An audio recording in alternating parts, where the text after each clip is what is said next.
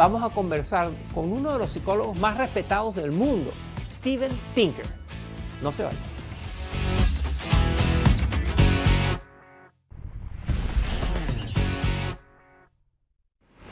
En 4 ocasiones, mi invitado de hoy ha sido nombrado por la revista Foreign Policy como uno de los 100 pensadores más importantes del mundo.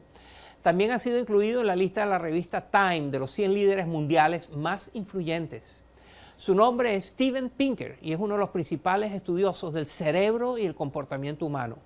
Pinker es profesor de la Universidad de Harvard y ha ejercido en otras respetadas instituciones como la Universidad de Stanford, el Instituto Tecnológico de Massachusetts y otros. Sus investigaciones sobre cómo los seres humanos obtenemos y procesamos información lo han hecho merecedor de múltiples galardones y de reconocimientos.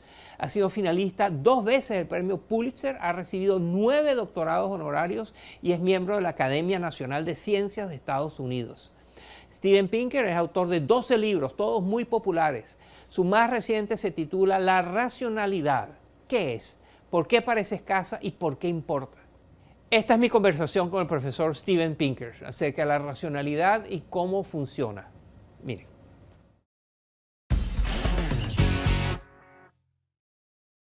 Muchas gracias, Steven Pinker, por acompañarnos en el programa una vez más.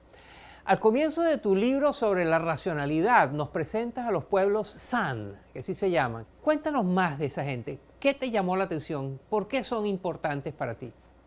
Yes, these are hunter-gatherers. Sí, se trata de cazadores-recolectores que viven en una de las condiciones más inclementes del mundo, el desierto del Kalahari. Los escogí porque nos dan una idea del estilo de vida del cual evolucionó nuestra especie. Los cazadores-recolectores son bastante racionales pues dependen de animales como los antílopes, que son mucho más rápidos que ellos. La única manera que pueden perseguirlos y acorralarlos es por medio del rastreo. Es decir, utilizan las huellas del animal como pistas, como evidencia científica, para comprobar sus hipótesis sobre qué tipo de animal es, cuál es su sexo, cuál es su condición y hacia dónde es probable que vaya después. Para ello, utilizan todas las herramientas del razonamiento que discuto en el libro, como por ejemplo el pensamiento crítico. Saben que no deben confiar en su primer instinto, sino que deben dar un paso atrás y razonar como grupo. Evitan el argumento de autoridad, es decir, si un miembro mayor del grupo cree que el animal que están persiguiendo es un kudú, debe convencer al grupo con argumentos persuasivos, pues el grupo no aceptará lo que él dice por el mero hecho de que es mayor. Saben hacer distinciones lógicas. Por ejemplo, saben que si el suelo no es lo suficientemente blando, un animal de 3 dedos podría dejar una huella de solo 2 dedos. Por lo tanto, reconocen que una huella de solo 2 dedos no necesariamente pertenece a un animal de 2 dedos. También evitan la falacia que se conoce como la afirmación del consecuente.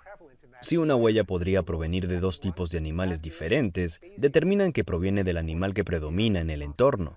De modo que cuando se trata de la irracionalidad que percibimos a nuestro alrededor hoy día, no podemos culpar a nuestros ancestros. Siempre hemos sido capaces de razonar. La pregunta es por qué no siempre lo aplicamos en las circunstancias actuales. Why don't we always apply it in current circumstances? ¿Se puede aprender a ser racionales? ¿Es algo que se puede aprender?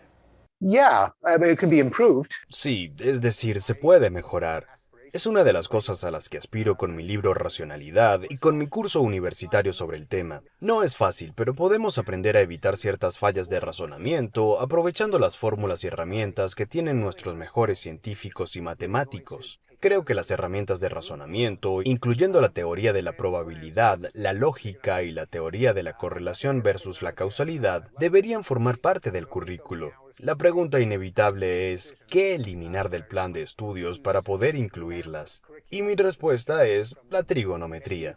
No tengo nada en su contra, pero quizá deberíamos actualizar un currículo heredado de la época medieval y optar por ramas de las matemáticas que ahora son más importantes. La razón por la cual creo que las herramientas del razonamiento merecen prioridad en el currículo es porque, al igual que la lectura y la escritura, son fundamentales para todo lo demás. No se pueden entender realmente la política, la historia, ni los estudios sociales y cívicos sin evitar las fallas del razonamiento. You can avoid flaws of reasoning.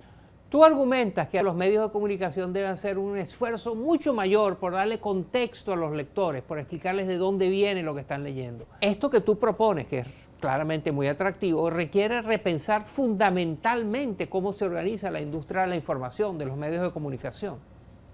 I think it does. Creo que sí, porque hay ciertas prácticas que son parte de la propia naturaleza del periodismo que garantizan que se informe incorrectamente. Las noticias se enfocan en los eventos, y una de las fuentes de las falacias lógicas es que basamos nuestras estimaciones de riesgo, probabilidad y peligro en los eventos que tenemos en la memoria, en esos eventos que vemos en las noticias y suponemos que son comunes. En una sociedad tecnológicamente avanzada, lo que deberíamos hacer es basarnos en los datos, no en las anécdotas. Ahora bien, un sitio de noticias es un proveedor de anécdotas y es casi garantizado que le da a la gente una impresión errónea de la realidad, de modo que eventos como los tiroteos en las escuelas, los accidentes de avión o nucleares tienden a dar la impresión de que nuestros hijos están en riesgo cuando van a la escuela, de que los aviones son peligrosos y de que la energía nuclear es insegura. Por supuesto, estos eventos no deben ser censurados, pero creo que debería haber un mayor esfuerzo para ponerlos en un contexto estadístico. ¿Cuál es la probabilidad de ser asesinado por un terrorista en una escuela? ¿A qué porcentaje de los homicidios anuales corresponde esta sangrienta historia sensacionalista sobre la cual estamos informando? What fraction of the annual homicides are exemplified by this gory, sensational story that we're reporting? Por poner un ejemplo aún más explícito y que considero una absoluta negligencia periodística, cuando inicialmente se aprobaron las vacunas contra la COVID-19, hubo historias de personas que se contagiaron aún estando completamente vacunadas.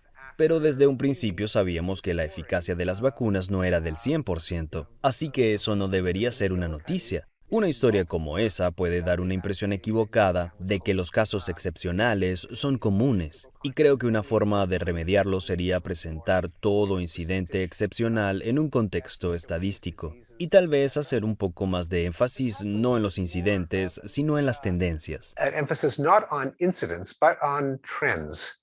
Tú sostienes que las personas pueden tener dos sistemas de creencias al mismo tiempo, una mentalidad realista y una mentalidad que tú llamas mitológica. Ayúdanos a entender. There is a distinction that's been around in psychology. Hay una distinción que ha existido en la psicología desde hace mucho tiempo. Yo la llamé la mentalidad de la realidad versus la mentalidad de la mitología. La mentalidad de la realidad es la que aplicas a tu vida tangible y física. Incluso los chiflados que apoyan las teorías de conspiración, que creen en fantasmas y espíritus y en el poder de la curación por medio de los cristales, visten y alimentan a sus hijos y los llevan a la escuela. No están alucinando ni están fuera de contacto con la realidad. Pero la historia es otra cuando se trata de cuestiones que no les afectan directamente, como qué ocurre realmente en la Casa Blanca, cuál es el origen del universo o por qué le pasan cosas malas a la gente buena. Cuando se trata de cuestiones cósmicas que están fuera del ámbito de la experiencia inmediata, la gente suele conformarse con creencias que sean estimulantes, que empoderen, que sean entretenidas. El hecho de que sean verdaderas o falsas se percibe como algo pedante y quisquilloso. Entonces, si alguien dice que Hillary Clinton lidera una red de explotación sexual infantil, no está claro que esa persona lo crea de la misma manera que cree, por ejemplo, que hay leche en su refrigerador. Es solo otra forma de abuchear a Hillary Clinton, de expresar una convicción moral, y esa es una mentalidad a la que todos podemos ser susceptibles. Creo que la razón es que hasta hace poco no teníamos los medios para responder a esas grandes preguntas cósmicas. Pero ahora tenemos archivos históricos, tenemos bases de datos del gobierno, tenemos ciencia y podemos establecer lo que es cierto y lo que no lo es. Yo creo que todas nuestras creencias deben estar en el ámbito de la realidad y no de la mitología, pero no es una mentalidad universal. But it's not a universal mindset. Steven Pinker, profesor de la Universidad de Harvard y uno de los intelectuales más influyentes del mundo. Su nuevo libro se titula Racionalidad. ¿Qué es? ¿Por qué parece ser escasa y por qué es tan importante? Un placer haberte tenido con nosotros, Steve. Gracias por acompañarnos. Thanks to all of you. Thank you, Moises.